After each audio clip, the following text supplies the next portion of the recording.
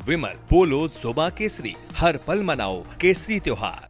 बात बिहार विधानसभा चुनावों की ही होगी, लेकिन गठबंधन में जिस तरह से पेच फंसे हुए हैं उसको लेकर एक बड़ी खबर की शुरुआत करेंगे। ये बड़ी खबर दरअसल महागठबंधन के खेमे से है और बड़ी खबर ये कि बिहार में कांग्रेस अकेले चुनाव लड़ सकती है। रिश्तों में खटास बढ़ रही है महागठबंधन में आरजेडी और कांग्रेस के बीच। दरअसल लालू यादव की तरफ से आरजेडी के कई नेताओं को कल सिंबल बांट दिया गया था और इसी को लेकर कांग्रेस नाराज बताई जा रही है। बाकायदा अलग अलग जगहों पर देर रात सिंबल हालांकि वापस भी ले लिया गया क्योंकि कांग्रेस इसको लेकर नाराज थी। अब बिहार में कांग्रेस अकेले चुनाव लड़ सकती है, सूत्रों के हवाले से यह बड़ी खबर है। और मेरे सहयोगी वरिष्ठ सहयोगी राजीव रंजन इस वक्त मेरे साथ यहां पर जुड़ गए हैं। राजीव जी, अब तक तो खटास की बात आ रही थी और अब सिंबल को लेकर नाराजगी भी। बहुत सीधा सा सवाल है, क्या कांग्रेस अकेले चुनाव लड़ने का मन बना रही है बिहार में?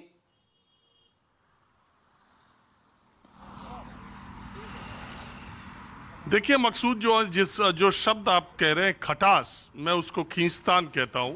और ये अकेले 243 सीटों पर कांग्रेस पार्टी चुनाव लड़ेगी, तो उसे भी पता है कि 243 सीटों पर कांग्रेस पार्टी की क्या स्थिति है। आरजेडी को भी पता है कि उसे 243 सीटों पर क्या स्थिति है। देखिए, चुनाव से पहले मनपसंद सीटों का पाना, पहले तो सीटों की संख्या पाना, फिर मनपसंद सीटों की संख्या, मनपसंद सीटें लेना, ये गठबंधन में आखिरी दौर तक खींचतान चलती रहती है। बताइए कि एनडीए के सारे बड़े नेताओं ने जो बातचीत में शामिल थे, जो भी गठबंधन दल के नेता हैं, उन सब ने ट्वीट किया था परसों, सोशल मीडिया के जरिए जानकारी दी कि एनडीए में सीटों का बंटवारा हो गया। कल 4 बजे जब इसका औपचारिक ऐलान करने के लिए प्रेस कॉन्फ्रेंस होनी थी, उसके ठीक पहले जानकारी दे दी गई कि उसे स्थगित कर दिया गया, यानी सीटों, मनपसंद सीटों को लेकर के खींचतान एनडीए में बाकी है। लेकिन आज खबर बड़ी ये है कि महागठबंधन में कांग्रेस और आरजेडी के बीच खींचतान कुछ ज़्यादा ही बढ़ गई। दरअसल घटनाक्रम मैं आपको पूरा बताता हूं। लालू प्रसाद यादव ने दिल्ली से लौटने के बाद अपने निवास पर आरजेडी के ऐसे उम्मीदवारों का जिनका उन सीटों पर चुनाव लड़ना तय है, उनको सिंबल बांटना शुरू कर दिया। सोशल मीडिया पर जब ये फोटो आई, उसके बाद तेजस्वी यादव दिल्ली से पटना के लिए उड़ान भर चुके थे।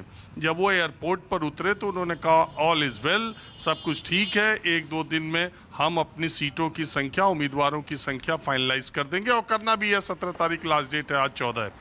और जब इसके बाद तेजस्वी यादव, या जो कुछ भी बात हुई हो मुझे नहीं पता, जब तेजस्वी यादव अपने घर पहुंचते हैं देर रात, और उसके बाद 12 बजे के बाद, चूंकि मैं वहां था इसलिए मैं किसी सूत्र के लिहाज से नहीं, मैं अपनी आंखों देखी और कानों सुनी बात आपको बता रहा हूं।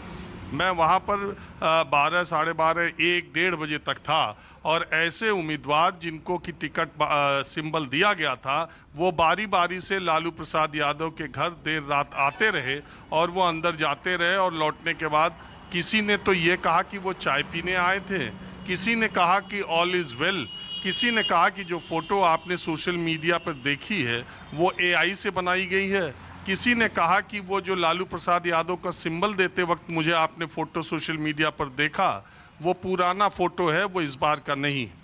ये कैमरे पर कही गई, या आजकल आपको पता है कि जहाँ भी 100 लोग हैं तो 100 के हाथ में 80 मोबाइल है और सब कैमरा चालू कर देते हैं। तो ये जो चीज़ें वहाँ पर कही गई जो मैंने सुनी, लेकिन असलियत ये है कि हुआ ये कि जब आप उसको सोशल मीडिया के जरिए मनोज झा और इमरान प्रतापगढ़ी के शेयरों के आदान प्रदान से 11:30 बजे रात को जो हुआ, उससे भी आप अंदाज़ा लगा सकते हैं। और हम लोग राजनीतिक रिपोर्टर हैं तो इतनी बात समझ ही लेते हैं कि हर बात जुबान से कही नहीं जाती है, कुछ बात समझी भी जाती है। हुआ ये कि मेरे हिसाब से हुआ कि ये कि लालू प्रसाद यादव ने जो सिंबल बांटे, तेजस्वी ने आने के बाद उनसे कहा होगा या ऐतराज़ किया होगा या ये बात कही होगी कि जब सीट शेयरिंग फाइनल नहीं हुई है, सीटों की संख्या फाइनल नहीं हुई है, तो इस तरह से आप सिंबल दे रहे हैं, लेफ्ट वाले अलग CPI-ML सिंबल बांटे जा रहे हैं। एक बार सीटों की संख्या का औपचारिक ऐलान होता तो ये ज़्यादा ठीक होता। और इस बीच कांग्रेस ने अपना कड़ा ऐतराज़ जता दिया सोशल मीडिया के जरिए, आप देख लीजिए, जता दिया। और इसके बाद मुझे लगता है कि लालू प्रसाद यादव ने, अच्छा आप लालू प्रसाद यादव को भी जानते ही हैं, वो इतने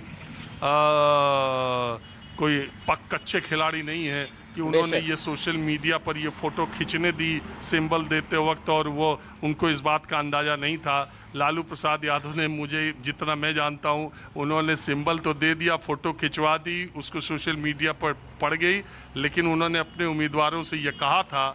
मुझे ऐसा लगता है कि कोई पटना आज रात छोड़ के नहीं जाएगा, नहीं तो सिंबल पाने के बाद उम्मीदवार किसी भी राज्य की राजधानी में रुका रह जाए 2 घंटे 3 घंटे तक, ऐसा आमतौर पर होता नहीं। सिंबल पाते ही अपने अपने चुनाव क्षेत्रों की तरफ उम्मीदवार चल देते हैं, लेकिन वो सारे उम्मीदवार जिनको टिकट दिए गए थे, देर रात उनको बुलाया गया, और मेरी जानकारी यही है कि उन लोगों से या तो सिंबल ले लिया गया या उनसे ये कहा गया कि सार्वजनिक तौर पर आप यही कहेंगे कि अभी आपको सिंबल नहीं मिला।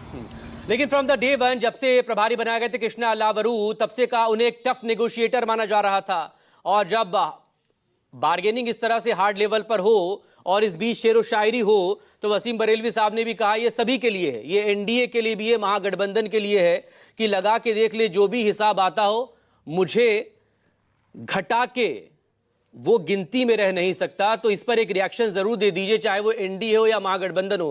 क्या इस पोजीशन पर ये हैं कि अगर कोई दूसरे को माइनस करेगा तो वो, उसकी सियासी जमीन इतनी मजबूत है कि वो टिक पाएगा इस रण में, इस रणभूमि में? वो शेर ऐसे है, मकसूद, लगा के देख जो भी हिसाब आता हो, घटा के तू मुझे गिनती में रह नहीं सकता। बात यह है कि दूसरा भी एक शेर का एक लाइन है कि हमसे रूठे भी सनम तो कहाँ जाओगे। हमने पहले भी ये कहा था कि बिहार के गठबंधन में दोनों तरफ यही स्थितियां हैं कि अगर आप नाराज़ भी हैं तो कहाँ जाएंगे। और मैं आपके इस कार्यक्रम में आज ही ये बात कहता हूँ कि महागठबंधन का अगर गठबंधन टूटा तो फिर एनडीए के लिए कितनी सीटें मिलेंगी, फिर उसका अंदाज़ा लगाना मुश्किल हो जाएगा।